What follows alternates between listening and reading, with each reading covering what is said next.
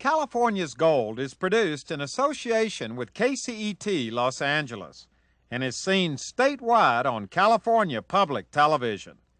This series is endorsed by the California Teachers Association, the California School Boards Association, and the California Library Association. Warm sunshine, swaying palm trees, and breathtaking ocean views make Orange County the OC, a relaxing vacation destination that is always in season. 42 miles of inviting beaches are right next door to world-class shopping and internationally renowned art festivals. Close by are championship golf courses and two of California's famous attractions, the Disneyland Resort and Knott's Berry Farm. Log on to visittheoc.com today. Learn why in the OC, it's forever summer. In the heart of Orange County, Irvine, California lets you indulge in accommodations ideal for any budget, with even greater value available on weekends. Irvine's warm weather lets you experience championship golf, eclectic shopping, and plenty of outdoor adventure. Minutes from the airport and major freeways, Irvine gives you more time to relax and enjoy. From upscale dining to casual bites, Irvine has something to please every palate. Stay in Irvine so you can drive less and experience more. You know, things are not always as they appear to be at first glance.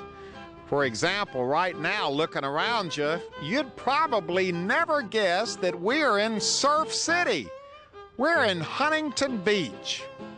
In fact, we're in one of the pride and joys of Huntington Beach. The citizens of this community love this place. It's a beautiful park, the heart and the soul of this city. And this is where we're going to be spending the whole day, in this beautiful park, which is definitely a fine example of California's gold. Okay, our adventure begins, and here to introduce us to where we are and what this adventure is all about is Shirley Detloff. Okay, now you're a former mayor of Huntington Beach. Former mayor of the city of Huntington Beach. And you know what you're talking about here as far as this park is concerned. Tell everybody exactly where we are, because this is one of the most beautiful settings anywhere in the state of California. Well, we're right in the middle of Huntington Beach. It's right in the middle, 350 acres that was dedicated to the people of Huntington Beach in 1974. Now, wait a minute. I don't see any beach. I don't see any sand. I don't see any ocean. I don't see the pier. I don't see surfers. Well, if we walked about a mile down the road, if we were up to it, we would see the ocean and we would see plenty of surfers on a day like this. But we do see children, and children and adults as well use this place. Where are we? What's the name of this park? This is Central Park. We're right in the middle of the city, and we serve both children, adults. We're soon to have a senior center built right here in the park, and it is something we feel is a legacy to the children of this community. And how big a park is this? We have 350 acres. So it's a big park. It's a big park. Almost all of it's developed now. As I said, it was dedicated in '74, and it's been in development ever since, but the park was usable since that opening ceremony. But we have some land, very little, but a little land that's left to be developed. And there's all kind of stuff here. There are horses here? There are horses. We have an equestrian center. We have a Frisbee golf course, which is very, very popular. We have a lake with a restaurant. We have a dog park. And this is the second dog park we have in the city of Huntington Beach. So we're going to see a lot of stuff today. Center. You have plenty to see, and we're only on one side of the park. If we cross the street, you would see an entirely different environment. Okay, now this is where we're starting, right over here. The name of this facility This is Shipley Nature Center. It was named after a former mayor of the city of Huntington Beach, Don Shipley, who wanted to create a very natural habitat for the children of this area.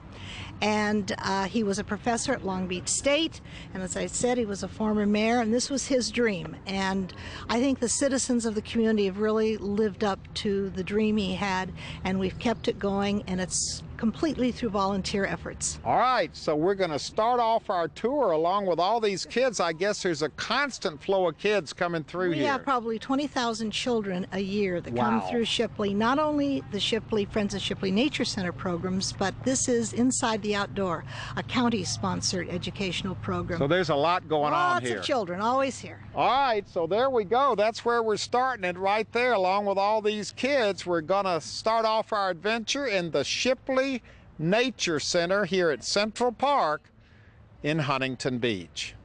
Okay, we've come inside the gates of the Shipley Nature Center, and here standing right by the bird board is... Carol Williams. I'm the administrative coordinator here at Shipley Nature Center. All right, you said this was the bird board. What is a bird board? We have a lot of birders that come here. And this Shipley Nature Center and Central Park is the birding capital of Huntington Beach. Really? Lots of birds. Along with the Bolsa Chica, right. We've got the shorebirds coming in from the ocean. We get the birds that are just passing over and visiting. And we have birders that come here and check what our list of birds are that they can see here. It's kind of updated from day to day. What's here, what they're going to see. Yeah, they can write down here what they saw. Like a week ago, we had somebody saw a Bullock's oriole, splashing in the little bird bath over there.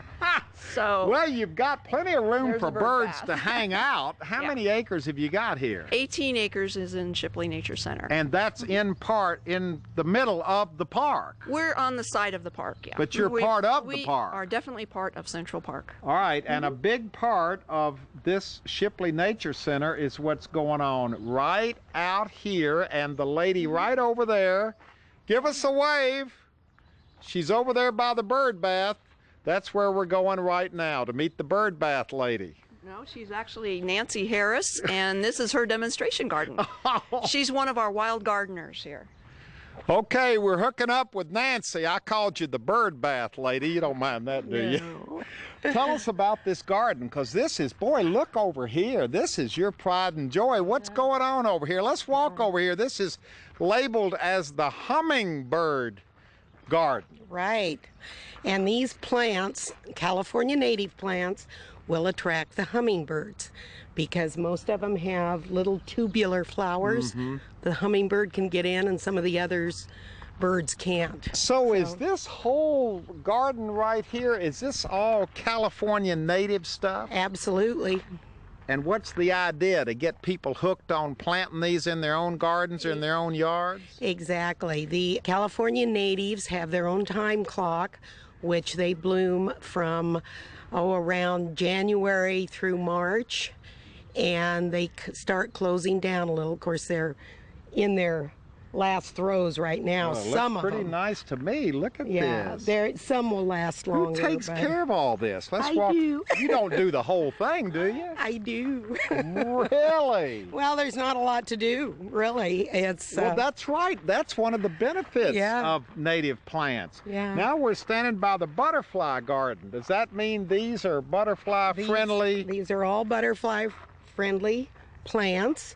You know, this is absolutely beautiful here. You've got two photographers over here. So you've always got people coming here for different reasons, don't you? Right, right. Yeah, people, they love to photograph. They love to just come and look at the plants. One of the ideas was to have plants here that we sell in our nursery so that people can see what they look like, how big they get, you know, whether they really like them or not. And it's also handicapped accessible, so anybody who can't go the rest of the area can pretty much see what plants we have. Okay, we have left the demonstration garden, and Carol, we're now walking into what? This is the oak woodland. The oak woodland. So these are California oaks. California live oaks. Oh, wow, look at this over here. You hear the birds chirping? You can sit in here, listen to the birds and the squirrels. Oh my gosh. I suddenly, boy, quickly, you feel like you're deep in the forest. Look at this. Temperature drops as soon as you walk in here from the sun. Now, how is this set up? You've got a little path that goes We have half a mile of pathways through on the outer perimeter that goes through, and it goes through the different habitats. So we're just now leaving the oak woodland right here, and we're heading over towards the redwood trees right over there. That's the redwoods. Look at these redwoods up here. These are native California redwoods. They are, and 10,000 years ago, this used to be a redwood forest down This here. whole area. And what's over here? What did this used to be? A dump. Before that, it was a farm. It was a celery farm, but most recently it was a dump, and you'll see the concrete over there. You mean a dump? Yeah, they used to just dump trash, old tires, concrete, old concrete. my We're still gosh. digging it up. And when did you start making it into this beautiful natural place that it is today? Well, the Friends of Shipley Nature Center took over in end of 2002, beginning of 2003, restoring it. But Shipley Nature Center has been here since 1974. Wow. But to restore it, we had it closed for almost 3 years, just doing the restoration project because it was totally overgrown with invasive plants. These redwoods that you see here right now were these redwoods. completely overgrown with passion vine. Passion vine just twined all the way up there, and they were on almost their last leg at that time. Boy. So it took a lot of work, but it's finally the new plantings that we put in, the new oak trees, all the new sages. So you recovered, I mean, this is all planted where the dump used to be. Yes. Originally in 1974, that's what the plan was. That's what Now they wait a minute, what's going on did. This is right over here? This is part of our education program, Inside the Outdoors. And the children are in a Gabrielino class. And this is one of the stations under Redwood.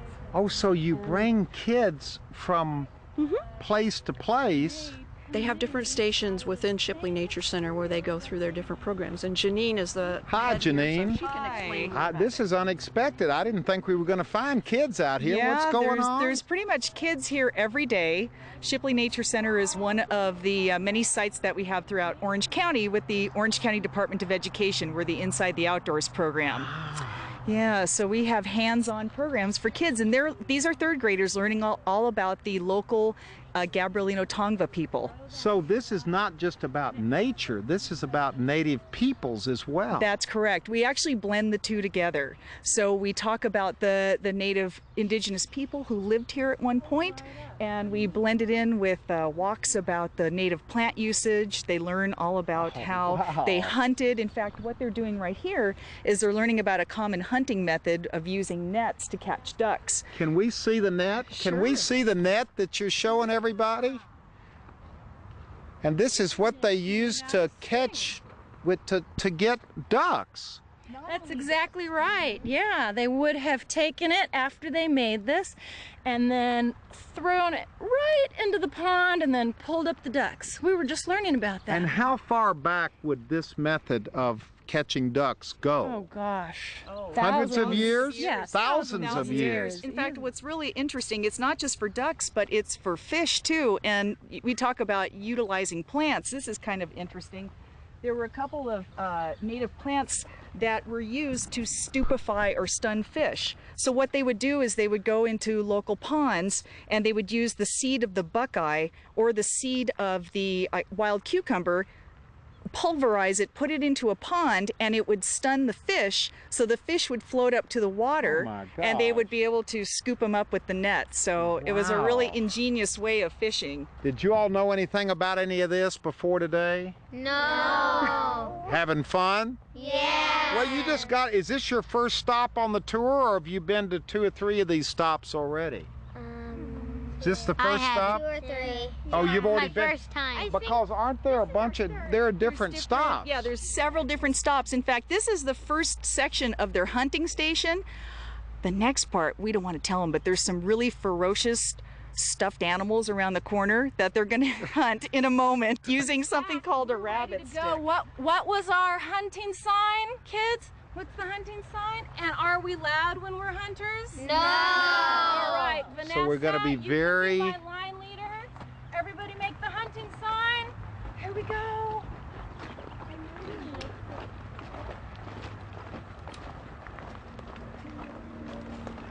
Moving along on this wonderful pathway, which is how long? It's a half mile all the way around. So it's not a long path. Oh, it's no, just a 20 big... minutes, depending on how fast you walk or if you have to stop and watch birds and lizards. All right, and here's another group of kids. This is Right. another one of the education stations over here. Yeah. And then they Howdy, kids. How y'all doing?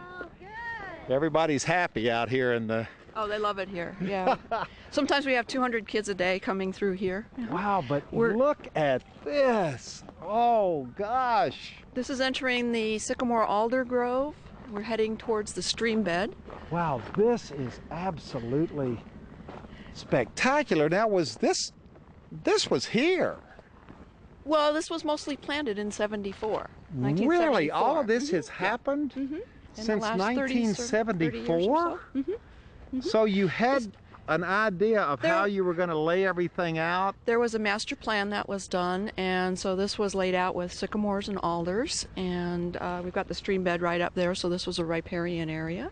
You know, this makes you, in a way, kind of feel good about how quickly nature can come back and take control if you just give her half a chance. If you're a wild gardener, you know how fast it takes control. Yeah, but look at this. Oh my gosh, I feel like I'm out in the middle of the forest. So here's the stream bed. So this was an original stream bed. Freeman Creek, and it goes all the way from the other side of the Golden West through Shipley and out into the park, into Central Park. Now, you know, And to the kids ocean. come here, but I could see coming over here on my lunch hour and just walking. Oh, people come here, they just sit over here in their gathering circle and just meditate. What do you mean the And gathering circle? over here we've got tucked away a little gathering circle. A gathering circle. Oh, here it is. Look at this. Now, how is this used? Our children's program, the infants and toddlers program, they meet here and they go through their program. So you have a lot of the moms with the little 2-year-olds, 3- or 4-year-olds But in just here. to come here They and can listen to sit. the birds, see the lizards skittering around, and Listen. it's like you're in another world. Let's be quiet and just listen. Wow. This is where I'd be right here. It's a great place. Shady, lovely place. Here come the school kids, and they're heading into the... Keisha. This is an Indian hut, and it was an Eagle Scout project. You have a lot of scout projects Oh. in this, We have 2 plaques inside the building with all the names of all the scout projects. so lots Right. of scout projects. That's partially Eagle how Scout, this yeah. place was built. Uh-huh. Oh, yeah. I mean, we couldn't do all of this without the volunteers, and the Eagle Scouts are volunteers. Wow, they did a good... So- Somebody got a nice merit badge for that one. Uh-huh. And that's made out of willows and cattails, and you can only make it a certain time of the year when the material's pliable, so you can move it around and shape it. Okay, it's been a quick visit there. The kids off in the distance. Here are happy locals from Huntington Beach enjoying the demonstration garden. This is just an amazing and a wonderful place. It is really inspiring for people to come over here and see Shipley Nature Center. I'm going to come back and sit in that little Gathering circle. gathering circle. That's my favorite Let me know part. when you come. Well, no, I'm not going to let you know when I come. Boy, it doesn't get any prettier than this.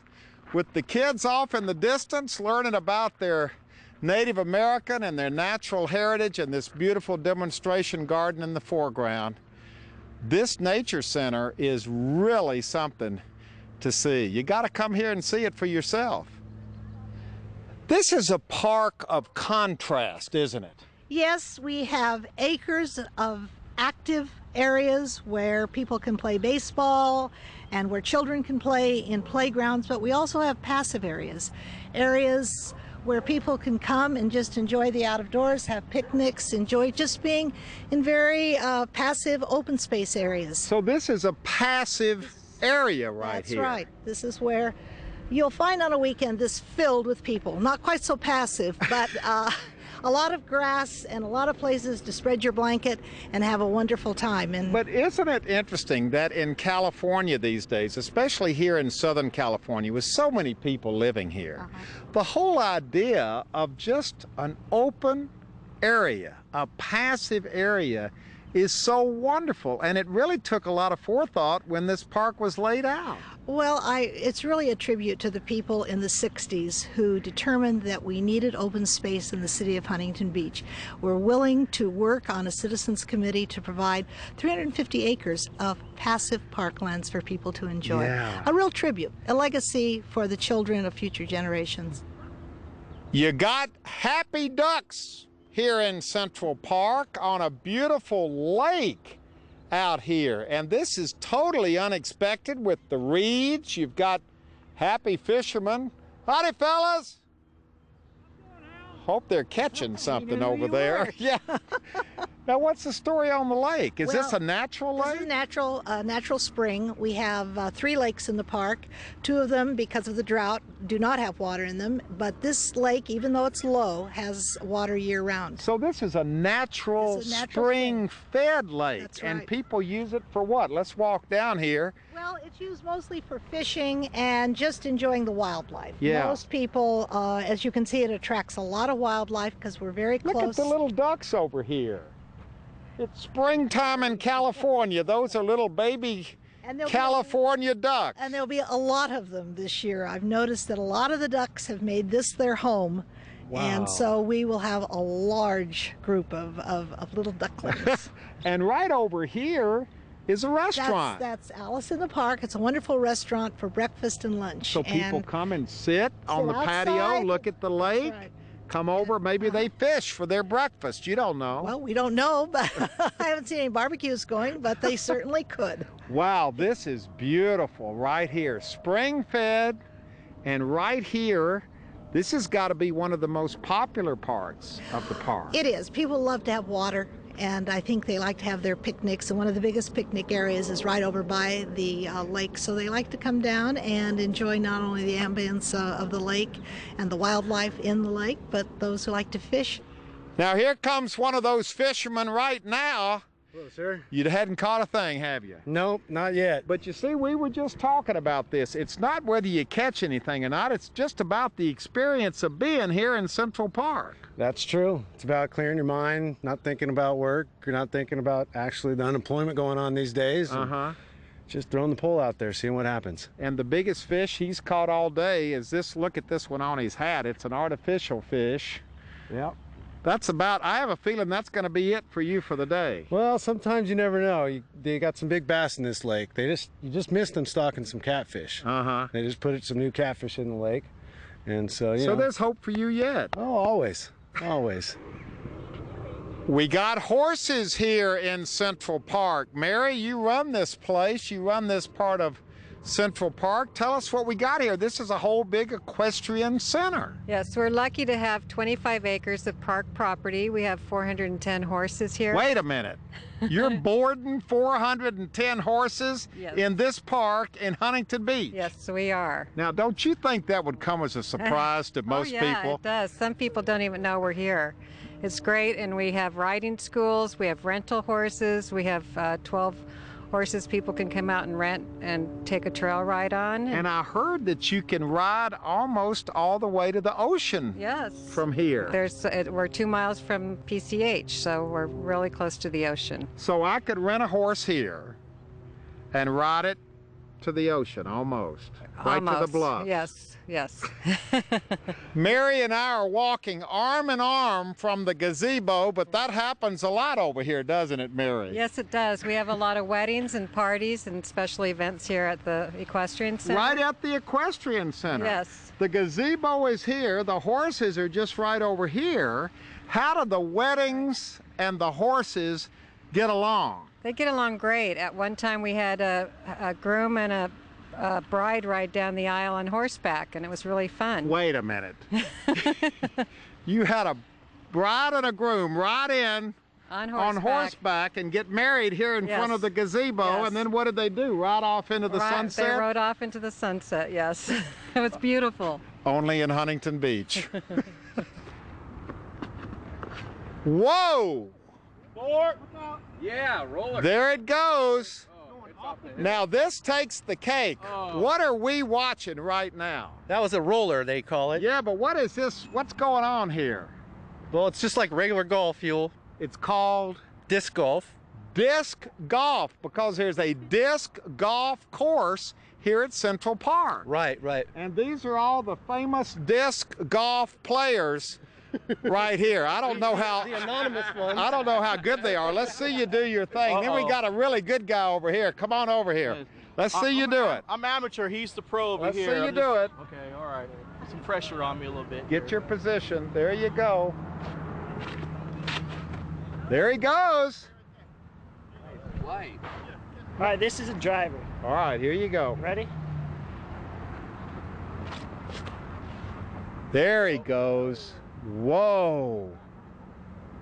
Oh, rolled past it. Wow.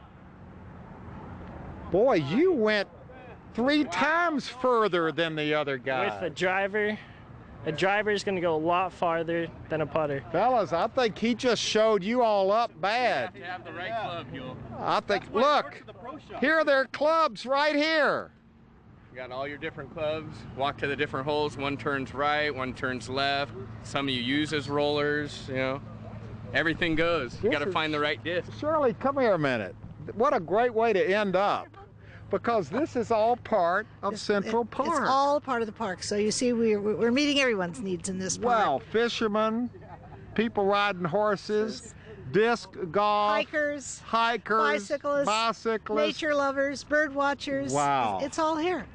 You've It's got a it all wonderful here, park. and it's a And real more. tribute to the men and women of Huntington Beach who over 40, 50 years ago had the insight, the foresight To realize to how create, how big a park is it? we have 350 acres. 350 acres for the people of Huntington Beach. Well, actually for all of us here in California. Everyone can come to this park and enjoy it. Yeah. And no matter what you want to do, it's provided here. It's all here, right here in Central Park, in Huntington Beach, which is a fine